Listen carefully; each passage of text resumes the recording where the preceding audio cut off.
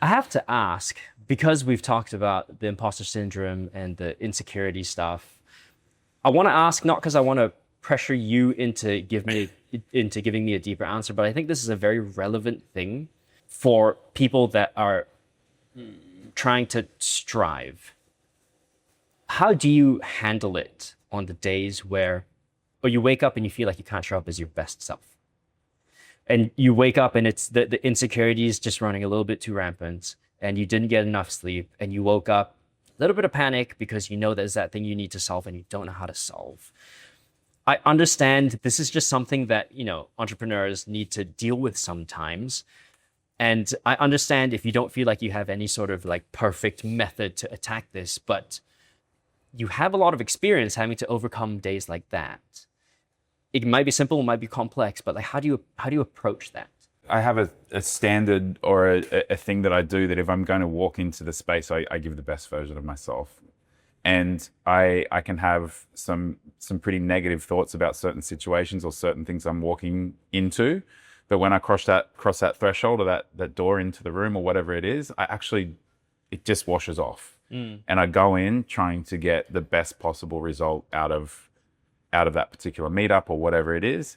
And I walk in there as the best version of myself. Is it fake it until you make it sort of vibe, or is it presence? Mate, I literally want things to be better.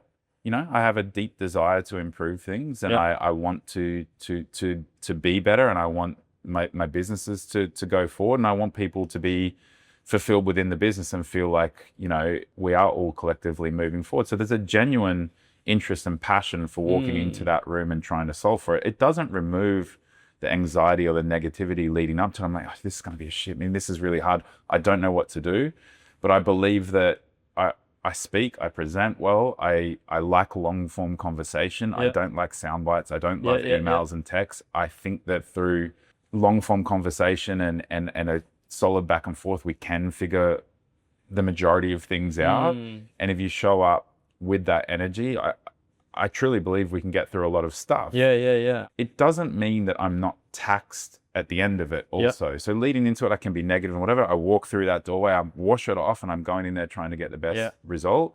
But when I leave and I go back to kind of a place that is familiar or safe for me, which would be my house, it would be with Alicia, I go dark or I go black. Like I go like down, and need some downtime. I ruminate on it. I've given a lot of energy to that previous kind of room or set of people or person. And I need to kind of probably decompress a little bit. I ruminate on it a lot. I think a lot and I go quiet. And Alicia says it all the time. Like she'll wake up in the morning, she'll look across and I'm like in bed looking at the ceiling, just like with my eyes open, my head's just going a million miles an hour. She's like, oh shit, are you okay? And I'm like, yeah, all good. Alex catches me like that all the time. It must be terrifying. It's like you look over, you wake up in your bed and your partner's just there. It's like, are you alive?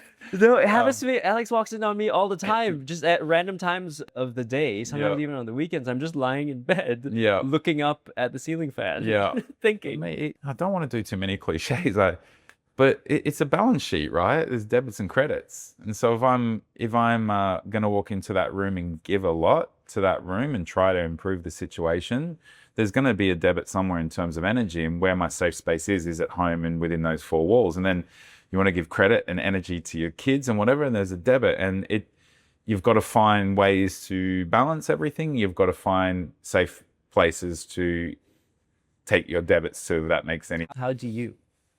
For the debits, unfortunately, I've got an amazing partner that just gets it and gets me, and she sees me low quite a lot, and she knows how to be around me in those particular situations. I don't need counseling. I don't need words, or I don't need to talk it out because I'll talk myself up. I'll talk myself into a level of anxiety or exasperation. So she knows just to be around and that I'm thinking through it and I'll get there in my head. Do you need exercise? Do you need any of the other cliche things, a cold plunge, that sort of thing? Do you need exercise helps me quite a lot, and I can be really shitty for long periods of time with exercise, but I find if I get into a routine, I get started. As soon as I'm started, I'm fine. It's just getting the start. And typically in the mornings, in the afternoon, low energy, low battery, it's hard for me to get going. No, but I think getting some exercise in the morning is not just good for like the circadian rhythm. It's good to overcome something difficult early in the day because it kind of sets the tone. Yeah. Like hard things are less taxing to accomplish or to get through if you've done a hard workout in the morning. Yeah.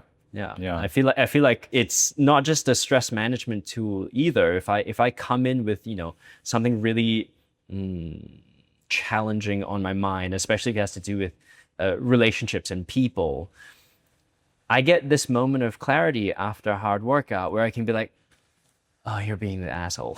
Yeah. Shit. You should say sorry. Yeah.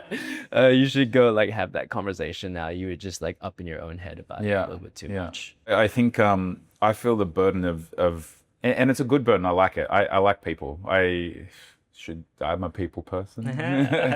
Just to throw that in. I like people. I want to be around people. I enjoy company, and I want to build good things with good people. I think I'm not great in bad times. I think I'm a great out in front leader.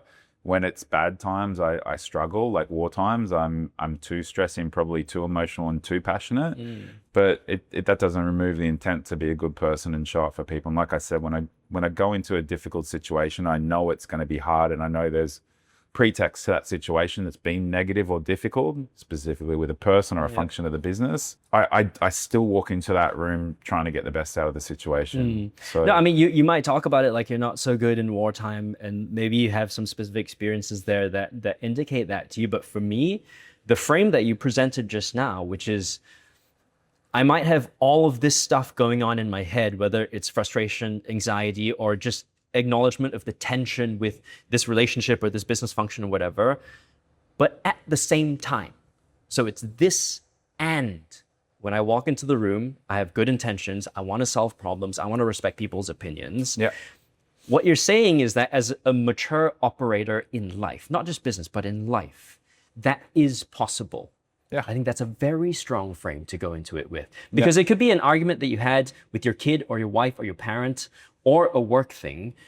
It takes a lot to balance those two things. And it might sound simple to you because it's just what you do every day when you have to deal with something difficult and you walk through those doors. But I hope people can sort of digest this and let it marinate. Yeah. You can wake up feeling like, I don't know how I'm going to get through this, and I'm going to try my best. I'm going to show up as my best self, because that is also true. Yeah. It's also the type of person that I want to be. Yeah. And I think I try and do a version of that too. The part that I struggle with is acknowledging that I need to decompress after, because I personally struggle with putting myself first. Yeah. Right. And for me, with two kids, I don't know what the balance is supposed to be. Right. Because no matter how hard I try, it feels like I'm letting someone down. And I don't know if that's my own shit. I mean, you're not clonable. Like, you're one person. You still have to tick a lot of different boxes, and it's hard. It's hard to give. I mean, practically, mate, I'm not a 14-hour-a-day guy for work. Like, I'm not that guy behind the keyboard hanging out. Anymore. Like, I can't. So it's kind of sprints and stops for me. And Yep. one of the blessings right now of being in Australia is there's a beach right there. And even if you've had 3 or 4 hours of calls or work in the morning, you can just jump down in the water for 20 minutes and refresh, reset, come back up and go again. So I think we're getting better in the world at this kind of thing. But I also believe in like almost the workplace and the way that we work now has not, I like being around people. Yeah. I don't like taking all of my calls online. I feel like we got over efficient in a lot of things. I believe in the power of inefficiency and inefficient times with your colleagues and your workmates. I often think the best stuff came out of an unintended meetup or conversation. So A lot of great ideas for sure. in my previous life, we used to walk down, we stayed at Bukit Merah, and we used to walk down to Anchor Point and eat Subway or whatever it was. And we'd go with our friends. We would never not talk about work through that whole lunch period, and good stuff popped up and all these kind of things. Yeah. So I think we've lost that inefficiency and the benefit of inefficiency. That's a really interesting the will to concept. be around people. You might meet your partner, you might meet a new good friend or whatever, but Yeah. if you're behind a screen, it's really hard to create that connection. And more importantly, going back to the previous point,